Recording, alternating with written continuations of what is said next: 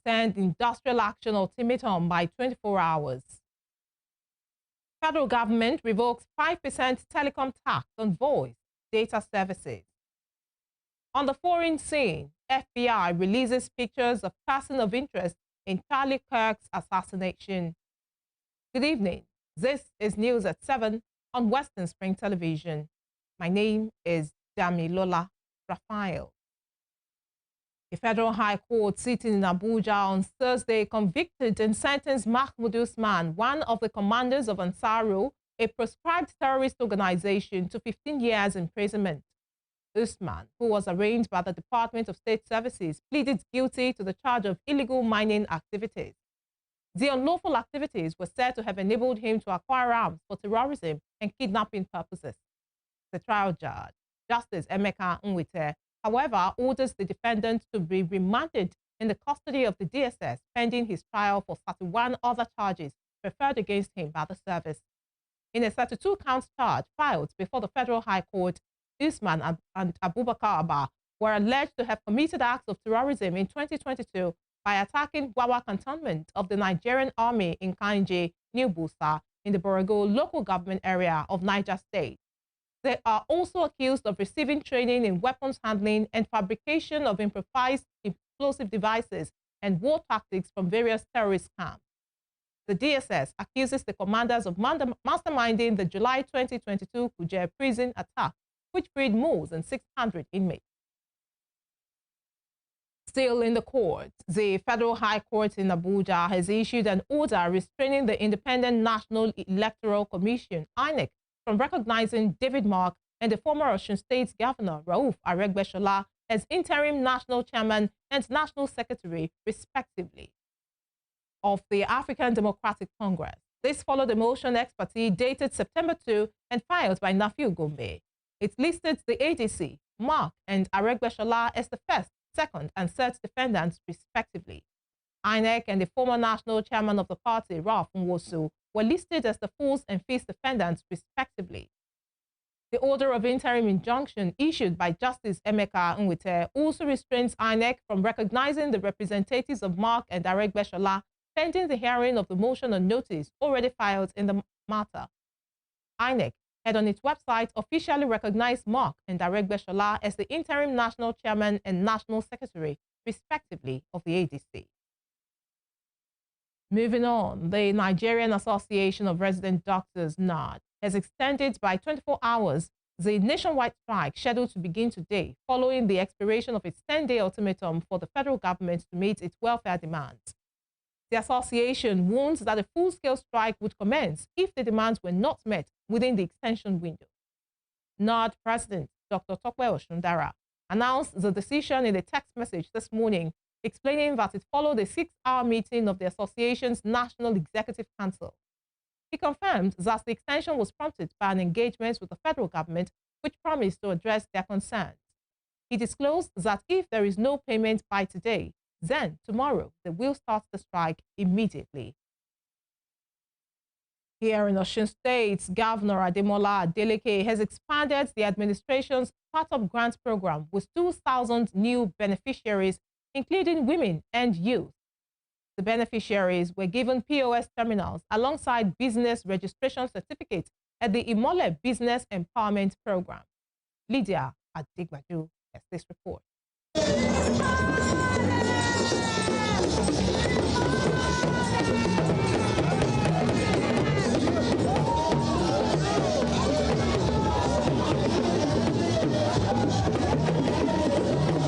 Governor Ademola Adeleke came in amid cheers from crowd at the empowerment program tagged Imole Business Empowerment Scheme. The program was organized in collaboration with First Bank and Fidelity Bank. Speaking at the occasion, Governor Adeleke stated that 2,000 people will be given POS terminals with business certification. He noted that the scheme was a demonstration of the government's resolve in creating wealth beyond mere words. Today's event is not just another ceremony. It is a bold statement of our commitment to people-centered government and inclusive development. We are gathered here for the presentation of business registration certificates point of the state terminals and startup grants to 2,000 women and youth beneficiaries. The Osun State Governor also stated that the Senator Isiaka Adeleke College of Cooperative Studies, Odemu, has been upgraded to Uni Osun Campus for Cooperative Studies and will begin academic activities immediately. We are also upgrading Senator Isiaka Adeleke College of Cooperative Studies, Odemu, to become Uni Osun Campus for Cooperative Studies. Also speaking, the Commissioner for Cooperatives and Empowerment, Osun State, Honorable Bayo Ogungbangbe, said the intervention was born out of the need to make citizens self-sufficient. He explained that about 7,000 people were screened, out of whom 2,000 people were picked equitably from urban and rural Osun. The motive is to allow or to empower citizens of Osun State, out of which only 2,000 beneficiaries were invited and given this opportunity. This is not just an empowerment, it's a full empowerment that includes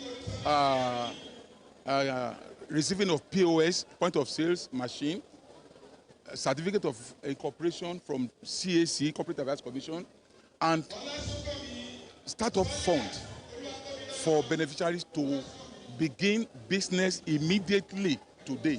They can start their business now. So that is, and the motive is to make them self-reliant.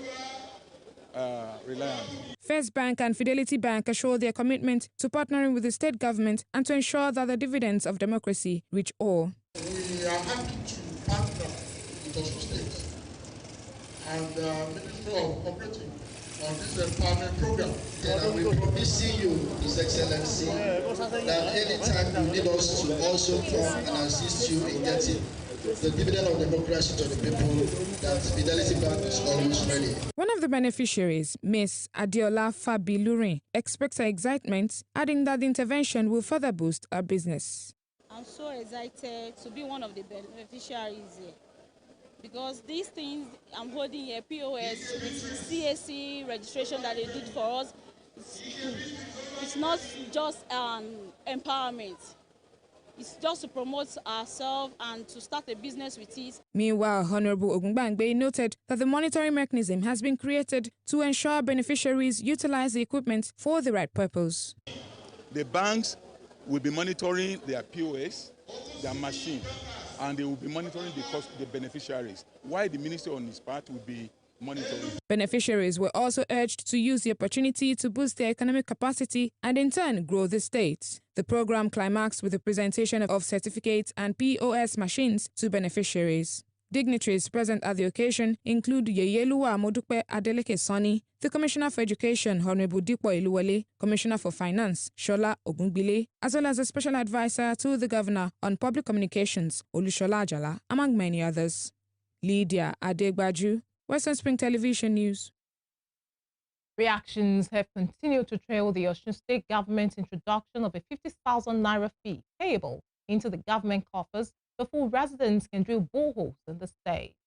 Earlier, a group, Coalition of Concerned Nigerian Citizens, rejected the policy and demanded its suspension. But the administration of Governor Ademola Adeleke insisted that the fee was agreed upon after consultations with the state chapter of the Association of Water Well Drilling Rig Owners and Practitioners.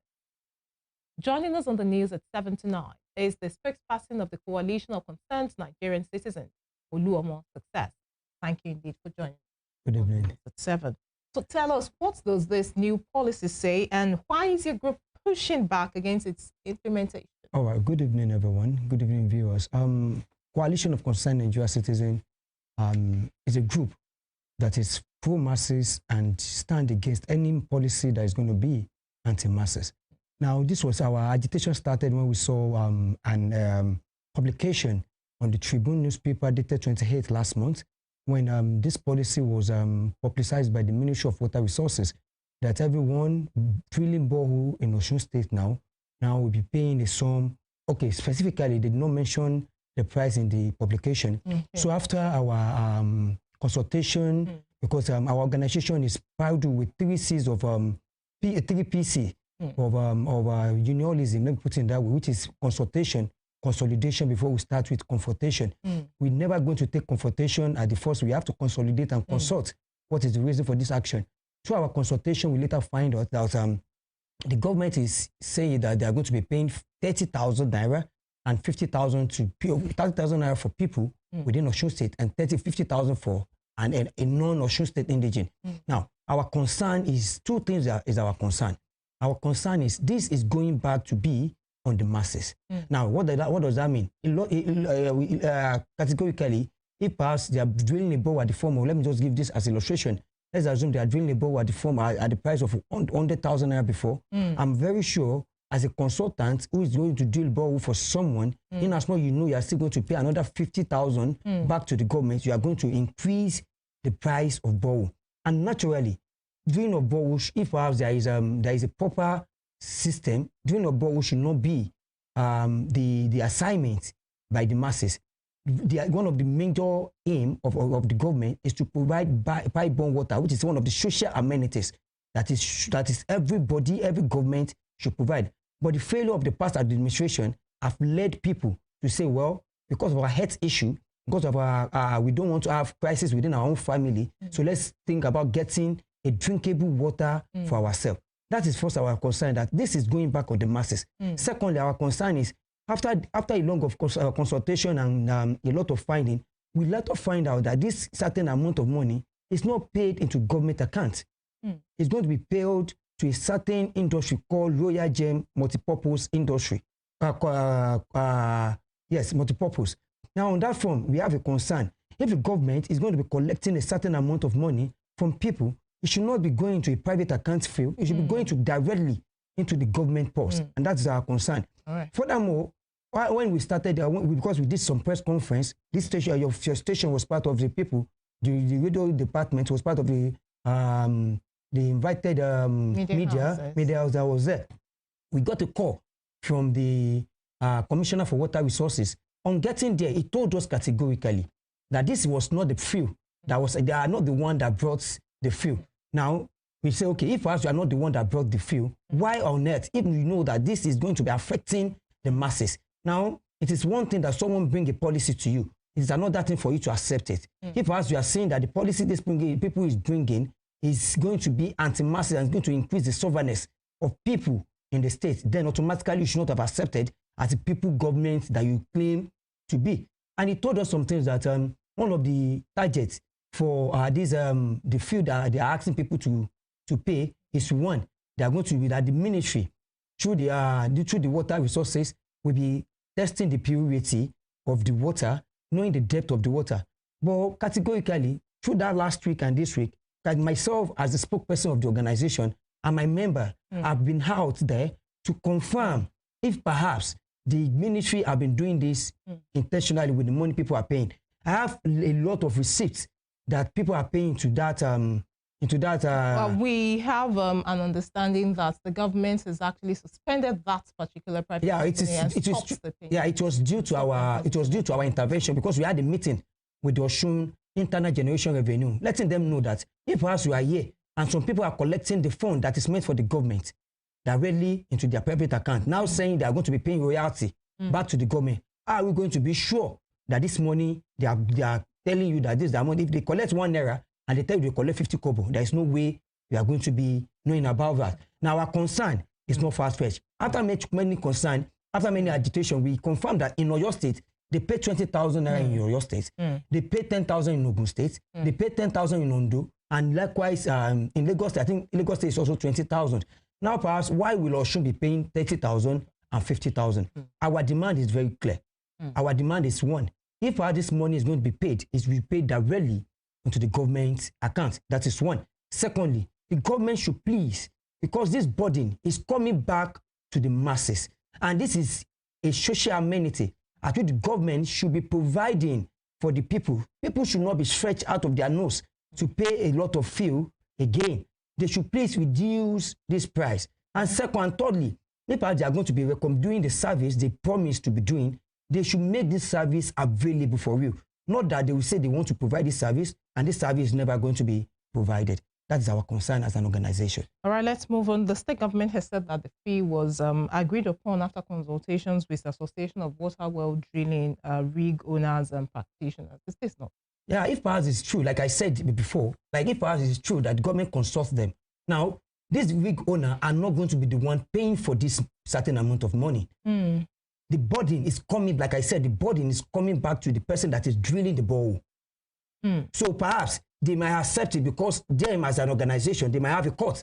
Allegedly, they might have a court. They might be collecting from this as an organization to run their own organization. So if perhaps the government is saying they should pay 100,000, they don't even care. They have nothing to lose. The only thing they're going to do is to give their bill to the person that wants the borehole. Look, I need the borehole. If perhaps they are drilling at the form of 1.5 million before, like the current price ahead, perhaps they are drilling at the form of 1.5 million naira. The next thing you are going to be seeing that they are going to increase it from 1.5 to 1.6 million. And that is giving a leverage and a loophole for the borehole drillers to even increase.